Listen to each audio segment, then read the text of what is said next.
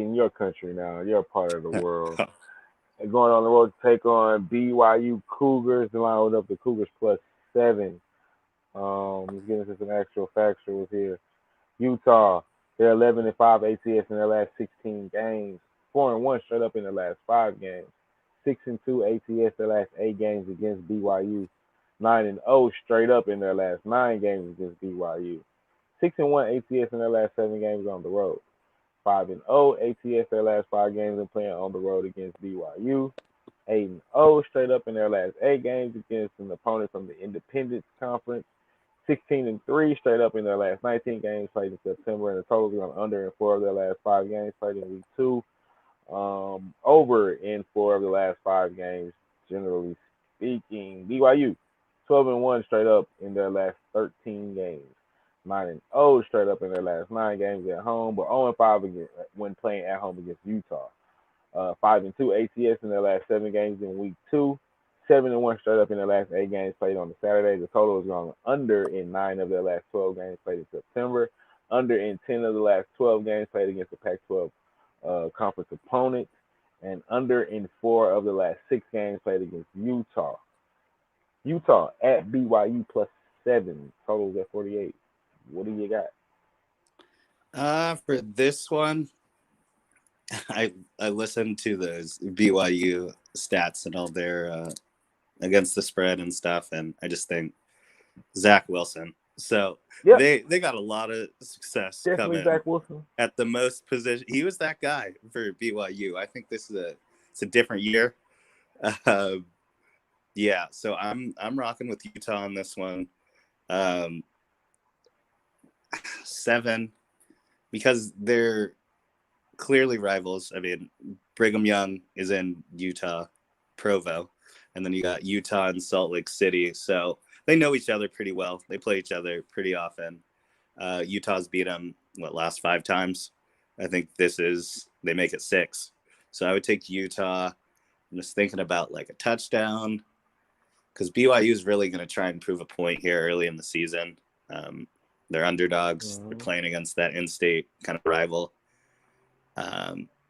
Maybe I just don't know who Utah's got. That I'm Utah's leading passer, obviously the quarterback Brewer. He went 19 for 27, 233 yards, 2 touchdowns, and an interception in their first outing. The leading rusher is Thomas, 12 carries, 407 yards with 2 touchdowns. And receiver is Kincaid, 4 receptions, 75 yards, 2 touchdowns.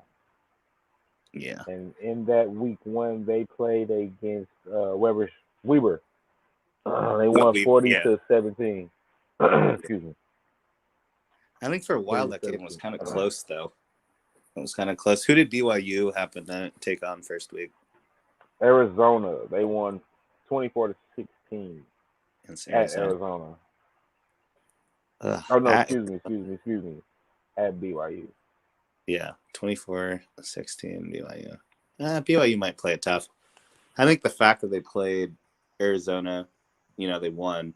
I think they were underdogs in that. No, I think actually BYU was favored, but they didn't cover. I think Utah. That game was in Las Vegas, actually. It was in. Oh yeah. So it was at Allegiant Stadium. But BYU was favored though? BYU was favored 13.5. Yeah, and they didn't cover. They won by 8. Yeah, I like Utah. Maybe not to cover the 7. I think BYU is going to play them tough, but I think they win. So Utah, I take full game money line. I know I don't really like taking it when I know it's going to be minus. It's probably minus 350, something like that. Let's see. I can give I'm around. It is BYU.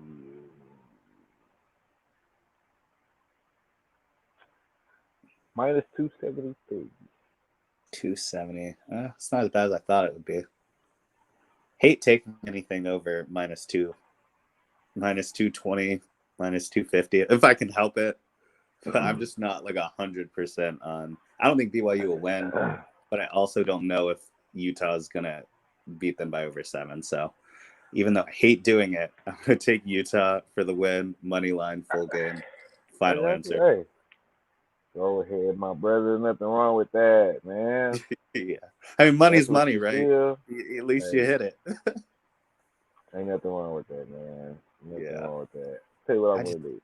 yeah. I'm gonna take BYU plus the 7.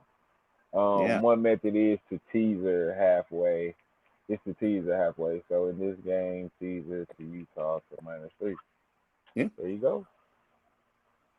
There you go. And I, Good I advice do from like my that. man United Days. Yeah. I I'm do taking like that. BYU here. I'm taking the points. I think it's way too much uh, to be taken. Got little brother.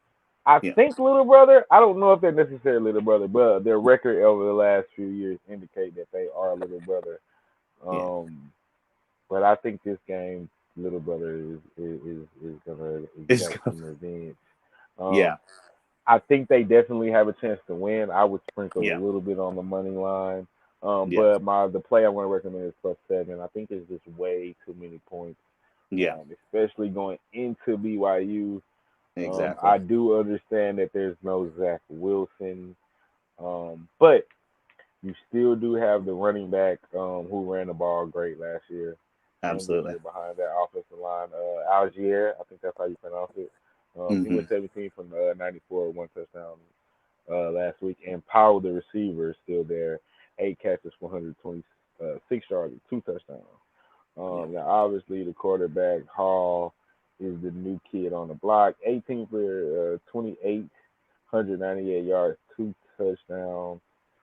The good thing about BYU is they're always going to have veteran players or older players because they got to go on Absolutely. their 2 year sabbatical. So Yeah. they're always going to be a disciplined team, um, very disciplined team, very well coached.